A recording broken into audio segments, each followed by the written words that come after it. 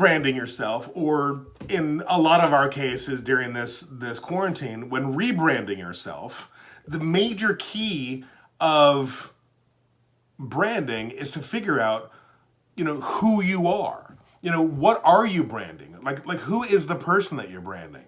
And then once you figure out who that person is, market yourself. And the way a friend of mine says it is, market yourself like it's your mom doing the marketing. And what do I mean by that? Your mom is the proudest of you. Your mom is always the one that's like, oh, you know what, my son is so talented doing this, or my daughter is the greatest colorist of all time, or blah, blah, blah, blah, blah. And market yourself. Market. Right? And in social media, it's not difficult to do anymore. It used to be difficult because you almost had to be intrusive or obtrusive, I think, whatever. You had to be obtrusive and be like, oh, you pay attention to me. This is what I'm doing. This is how great I am. When nowadays, you just have to show how great you are, right? So find out who you are and then market yourself and tell people who you are all the time, because if you don't tell people who you are, then it's not going to happen. Then you need to show your work. There's a book out there by the name of Show Your Work, written by a guy by the name of Austin Kleon. If you haven't read any of his stuff, he put out 2 books. He put out one book called Steal Like an Artist, which is about how inspiration is theft. And there's nothing wrong with that. As long as you take the inspiration and make it your own, that is what art is. Inspiration is theft, right? So art is theft. His second book was really important to me because it's, especially right now, and I think it was probably like 10 years too early. It was called Show Your Work. I think nowadays, creating something is dead. Documenting something is important. So if it was me and I was rebranding myself, or like I am now, I'm rebranding myself, I'm documenting my steps of developing the new brand, which is Ryan Teal. I try to rebrand myself every couple of years, like Madonna, right? Madonna was like a virgin, and then she was the Material Girl, and then she did that whole thing with the leather thing, and then she was Vogue, and then she was Evita. It's okay to rebrand yourself. Rebrand yourself right now, but show your work and show the process of doing it. Then once you have started, creating the content, because content is key, you're going to start building followers. And it's going to happen with 10 followers. Then it's going to be 20 followers, then 40 followers, and then it's going to stop off down to like 35, and then it's going to be 70, and it's going to build naturally. And you're not going to have to go out and buy Instagram followers. You're not going to have to go out and buy Facebook followers, because that's not people who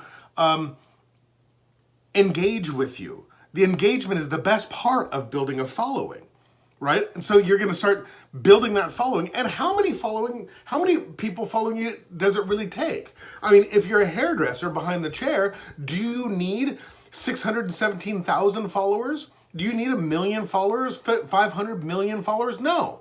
You need probably about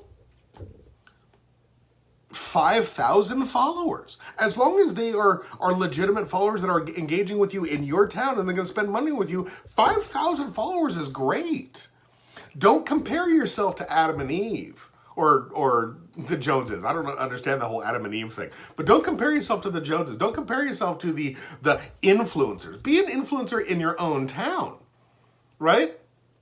So try and gain that really good core of followers off of your specific branding and show them what you're doing on a daily basis. If I owned a salon right now, I would be in the salon every single day with my little GoPro saying, look at this magazine right here. I hate this magazine, or this product is what I love. And I would just be in my salon every single day creating a new video showing my local clientele what I love about my salon and why I have chosen certain software programs or products or why I use this hair color as opposed to that hair color.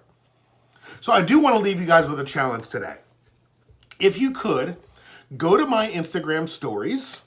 I'm going to leave a question up there that's going to say, what is the core reason of your branding, yourself online. Like, what is the core reason, or what is the core reason that you're going to brand yourself online? I'm going to put it up there and I'm going to word it a little bit better. But are you doing it to establish yourself as an expert in your field of hair cutting or long hair dressing or color?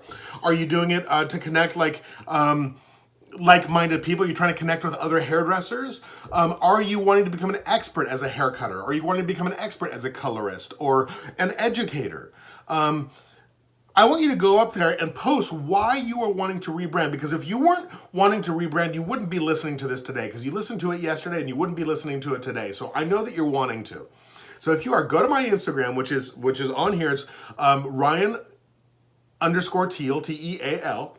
And please leave a comment on why you are wanting to rebrand. And what I'll do is and then also, make sure that your Instagram tag is up there, and I'll go look at it and I'll repost it tomorrow before I do the next one.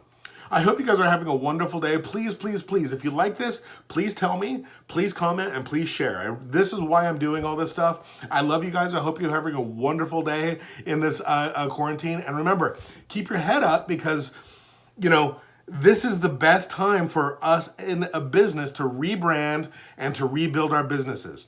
I love each and every one of you. Have a wonderful day.